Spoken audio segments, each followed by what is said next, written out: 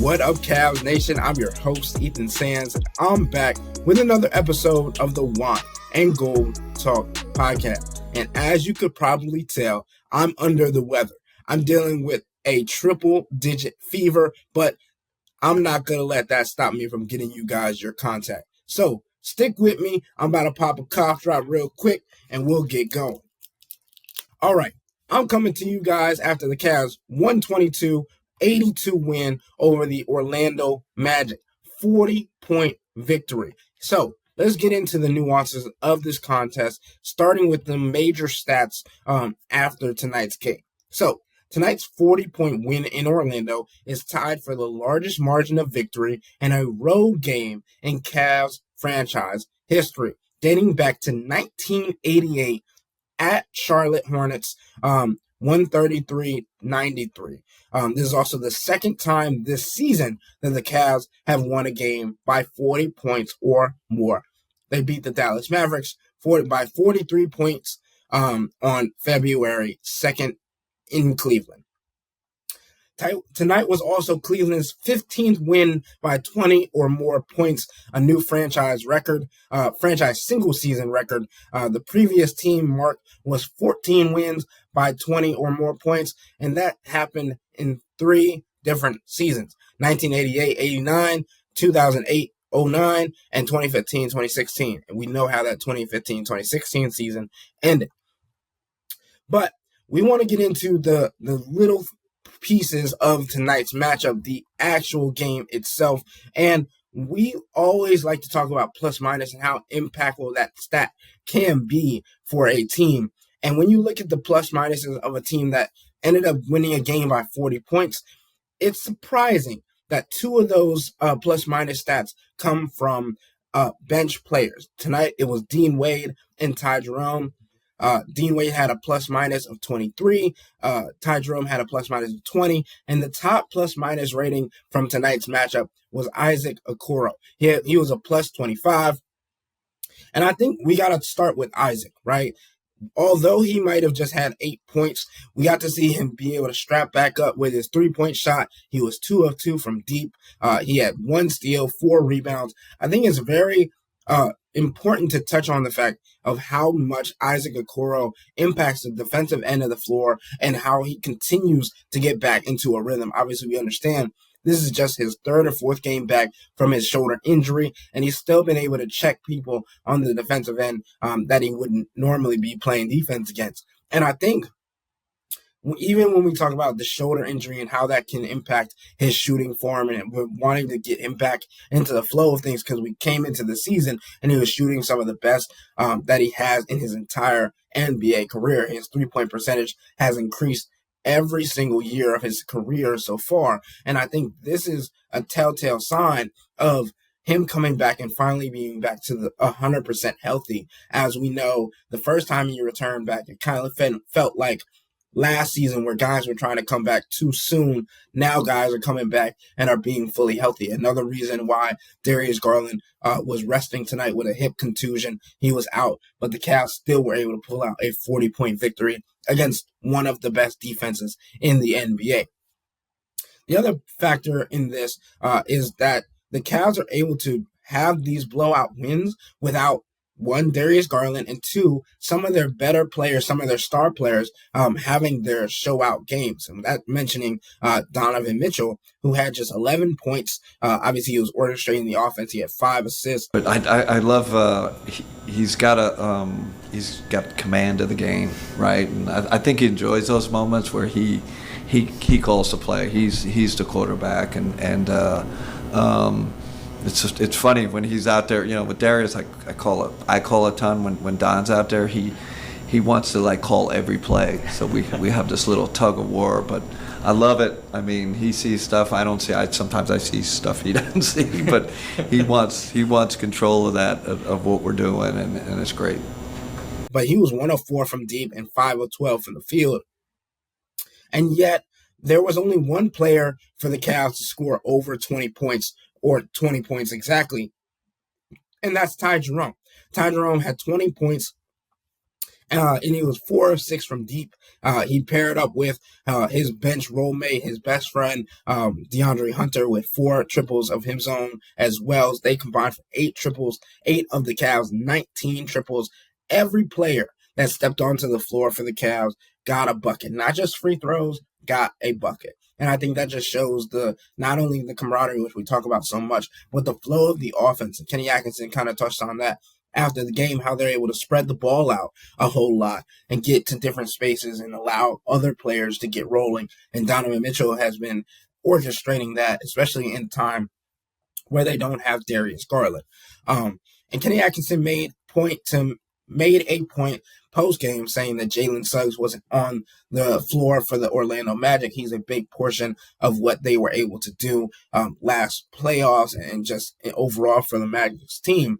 But I don't think that Jalen Suggs is going to be able to make a 40-point difference, right? And obviously it's not the 40 points exactly that he's not going to be scoring, but being able to orchestrate and be able to instill offense and these kinds of things. Franz Wagner had 19 points. He was 9 of 21 from the field, 1 of 3 from deep. Paolo Banchero had 26 points. He was 9 of 22 from the field, 1 of 7 from deep. So they still had a majority of their big pieces. They still got to do their little front court little shuffle that they did last year. Wendell Carter Jr. And Jonathan Isaac got significant minutes. Obviously, Evan Mobley got to showcase again how he's improved his game, putting Jonathan Isaac on a poster. Evan Mobley finished with 17 points, 8 rebounds, 6 of 9 from the field, 1 of 2 from deep. And I just think it's important to note that Evan Mobley continues to show different areas of his game where he's been evolving. And I think the ball handling has been the biggest portion of this, but also the ability to play on both ends of the floor and go coast to coast, but also just consistently make impacts on both ends on the same possession, basically. Like making a stop, getting a block defensively, which he had 2 of tonight, and then going on the offensive and being aggressive and offensive, and having that mindset that you can now attack on your own. And we just been able to see it consistently this year.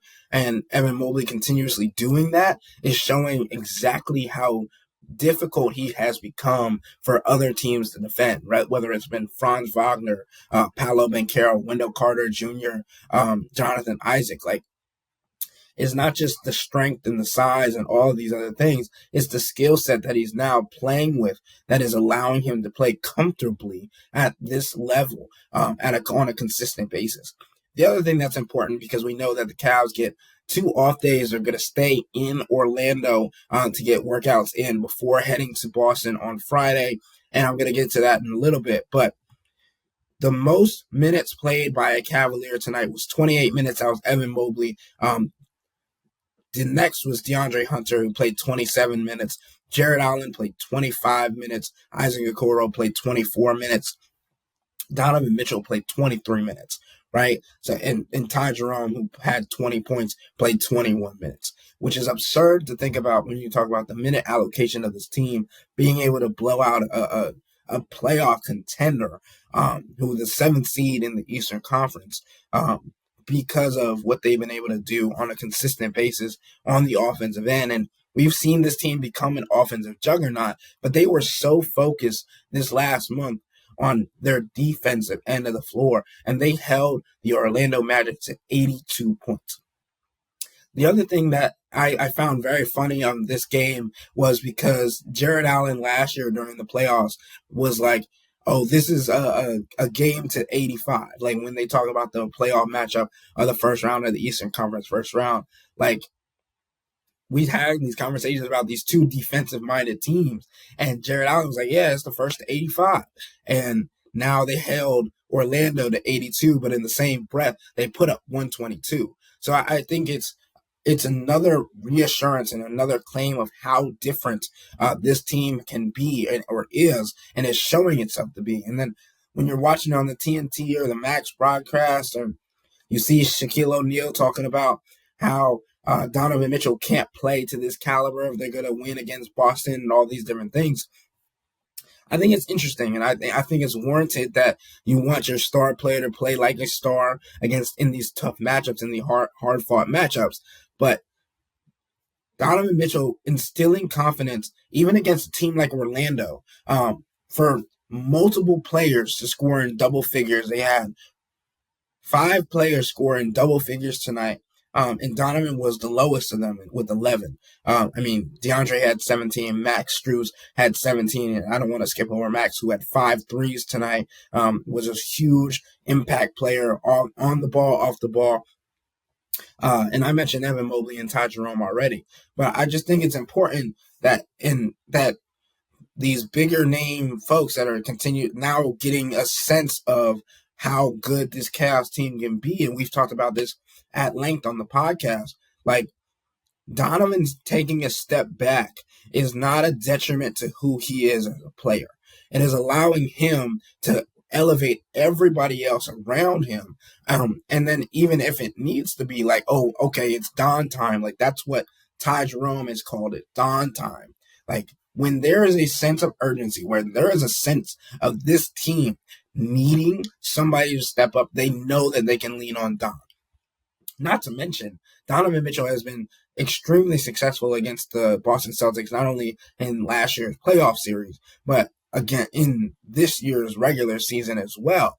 So I think he's not only looking forward to matching up against them and continuing to prove that he's one of the best guards in the Eastern Conference, if not in the NBA, but I also think that, like, when you look at the history of his performances against the Boston Celtics in particular, I'm not talking about like OKC because they have different defenders.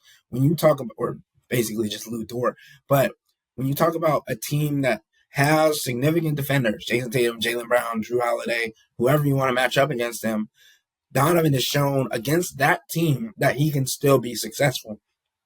So I would not be surprised if the Cavs go ahead and lean on Don against the Celtics to start the game, and then allow everybody else to get kind of orchestrated into the flow of the game, because he's then getting doubled and can find ways out of those double teams by getting passes off into the corner, or breaking the set defense by getting out in transition, all those different things. I think it's important for the Cavs to continuously play their game and play their matchups how they have been for the majority of the season, because as we know, they're 48-10. They've already matched their regular season total wins from last year. We've seen, and it's February 25th, right? It'll be February 26th when this episode airs. I just think when you talk about how a team is kind of rallied around each other, a lot of people like to make the joke about the power of friendship or anything like that. Like, it is what this team is based on. We've talked about camaraderie and chemistry at length on this podcast, but I don't think it can be overstated because of how much this team has grown in just a year, when going from being one of the best defensive teams in the NBA to being the best and offensive team in the NBA, while continually trying to improve their defensive principles. And Kenny Atkinson also mentioned this after the game. It's not necessarily strategy or scheme. It's just that they have better defensive personnel now. And we got to see Javonte Green make his Cavalier debut as well. And we saw him do his thing a little bit on the defensive end, which makes him a hot commodity when it comes to what he's been able to do on the defensive end. Not only doing that, but also having 4 points, 2 of 2 from the field, 3 rebounds. And he was just a pest on the defensive end. We know 6'5", long wingspan. I believe it's like 6'10" and 7 foot. I know that there's been so much talk about wanting to get him minutes, wanting to get Naquan Tomlin minutes. But it was funny because you saw Naquan Tomlin it was either a shot clock violation or a travel call or step out of bounds or whatever. But Naquan Tomlin went ahead and hit the 3-pointer after having a good defensive possession with Javonte Green on the floor in the latter half of the game. Like, there was like just a few minutes left when both teams emptied their bench.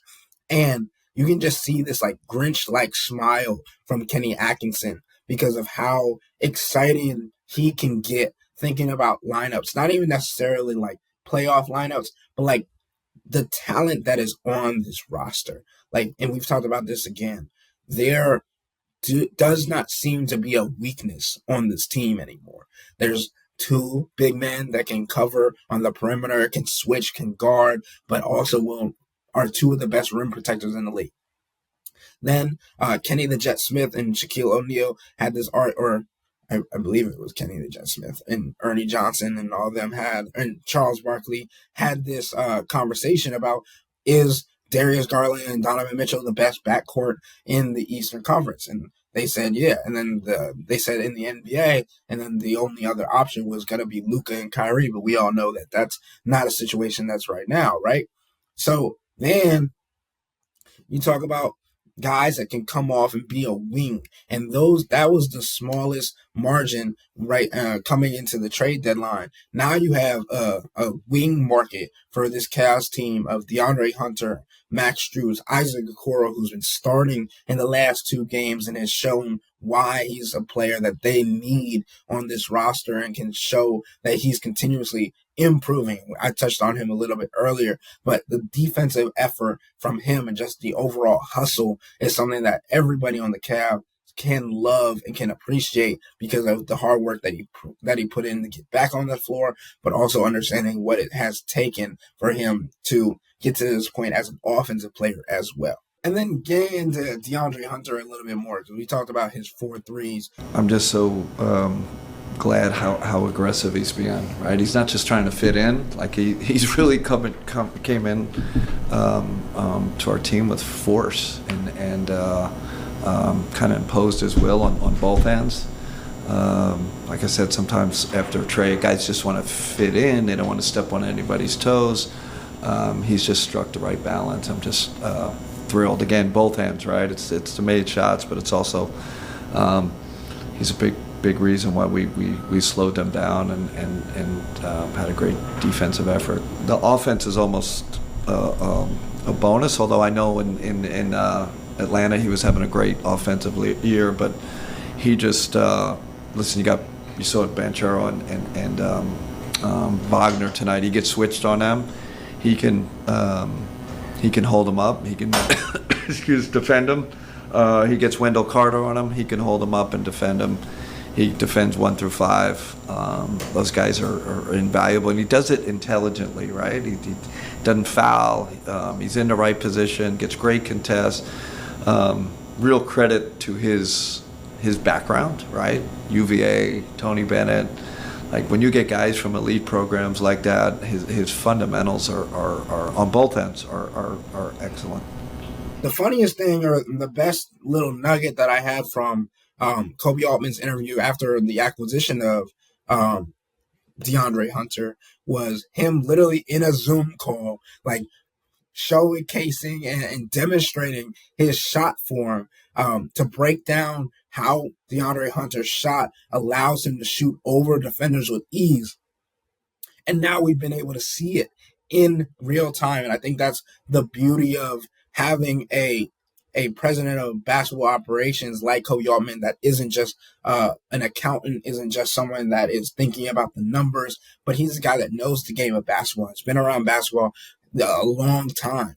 And I think when you talk about a guy that fits the mold, and you can look at the Lakers and what Dorian Finney-Smith has done for them, and I think the Cavs will be very happy with the decision to not go with him and decide in exchange go with DeAndre Hunter, even though there might be fans out there that are still a little bit butthurt about them not going with Cam Johnson. I think DeAndre Hunter has shown that he is a beautiful fit for this roster and also allows other players to play in certain positions that can benefit not only him but them as well. Like the lineup of Donovan Mitchell, Max Strus, DeAndre Hunter, Dean Wade, and Jared Allen or Evan Mobley. Like that's a lineup that has not only defense but spacing and an offensive threat. When you talk about the deep ball, especially with Evan Mobley at the 5-man, I just think there's so many different options for Kenny Atkinson to continuously grow this lineup. And it's only the 6th game of DeAndre Hunter being on this team, and they've already had 2 games when they've won by 37 points or more. And there's only been 1 game that they've won by single digits, right?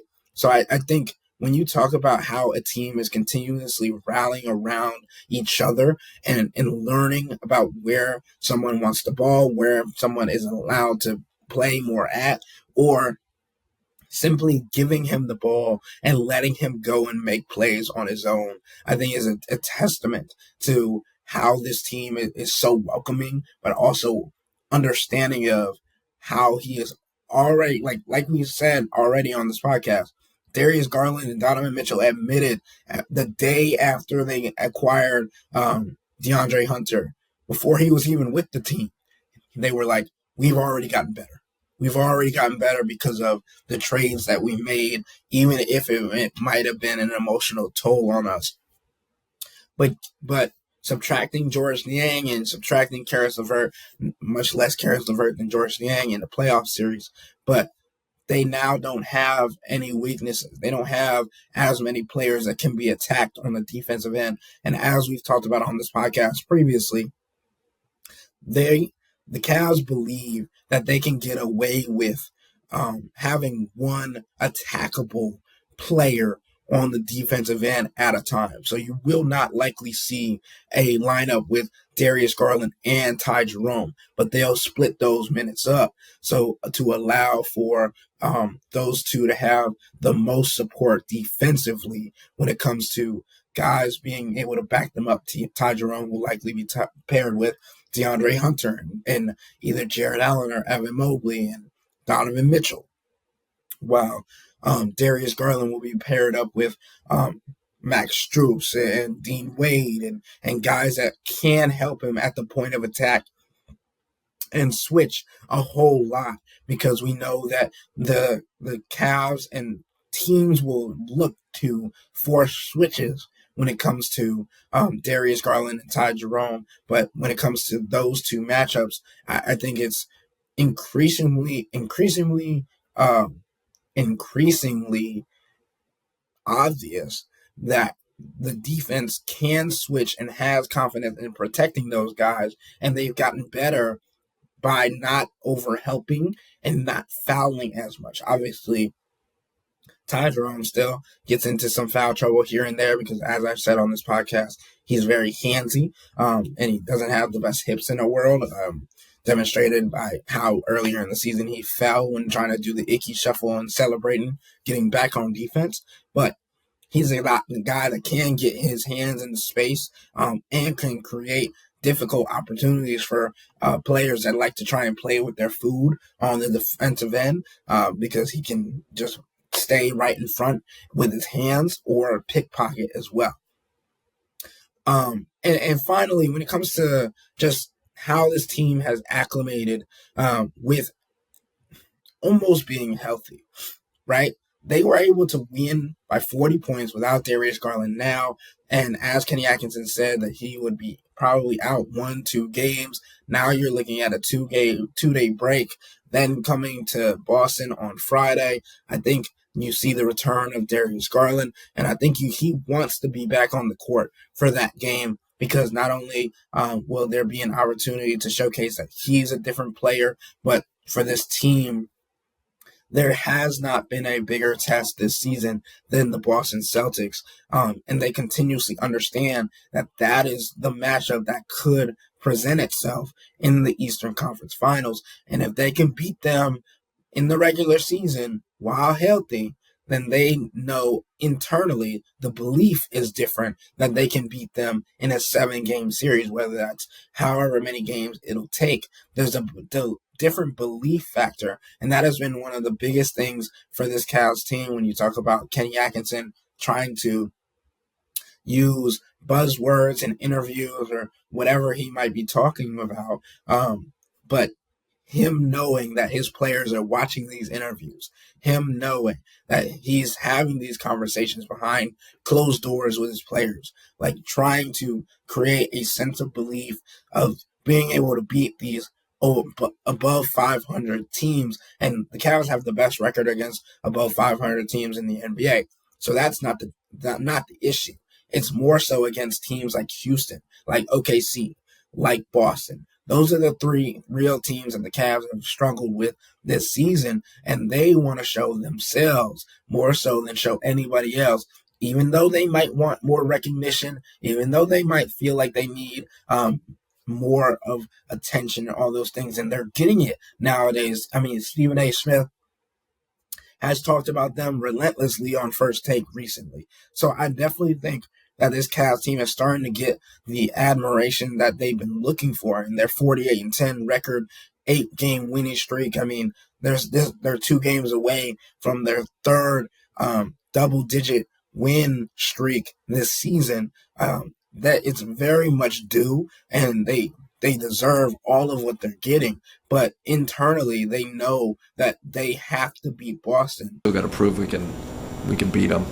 Beat them in their play. So I think we go in there, and kind of guns a-blazing. We got to go for the win, whatever it takes, and throw everything at them, and then after that game we'll kind of surmise, hey, what can we do in the playoffs? But we're not gonna hold anything back. We're obviously a confident team, but the OKCs, the Bostons, the Memphises, you want to test yourself. The Orlandos, I'll put Orlando in that group. You want to see where you are, and Boston is the cream. But let's face it, they're playing great, defending champions.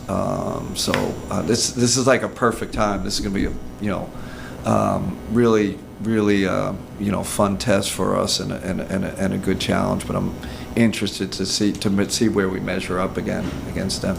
And just like players on the Orlando Magic were saying that the game against the Cavs tonight was a must-win, I think the Cavs are going to take the same kind of mentality into Boston, knowing that even win or lose, they want to see if they can throw everything they have of them and see where they're going to be at and how close that fight is going to be. So I definitely think that's something to monitor when you talk about how Kenny Atkinson talked about the matchup, when you talk about how the Cavs are setting themselves up for future success with minute allocation, and remembering that this team has one goal in mind, and that is to make it to the Eastern Conference Finals and continue to change the narratives that have been written about them for the last few years. And the only way that they can do that is through success in the playoffs. And every season for the last 3 years, they have improved from play-in to first round to second round. Now they're looking to get to the next step and hopefully go a step beyond even in the same season. But with that being said, that'll wrap up today's episode of the Wine and Gold Talk podcast. But remember to become a Cavs insider and interact with Chris, me, and Jimmy by subscribing to Subtext. Sign up for a 14-day free trial or visit cleveland.com/Cavs and click on the blue bar at the top of the page. If you don't like it, that's fine. All you have to do is text the word STOP. It's easy, but we can tell you that the people who sign up stick around, because this is the best way to get insider coverage on the Cavs from me, Chris, and Jimmy. This isn't just our podcast, it's your podcast. And the only way to have your voice heard is through Subtext. Y'all be safe. We out.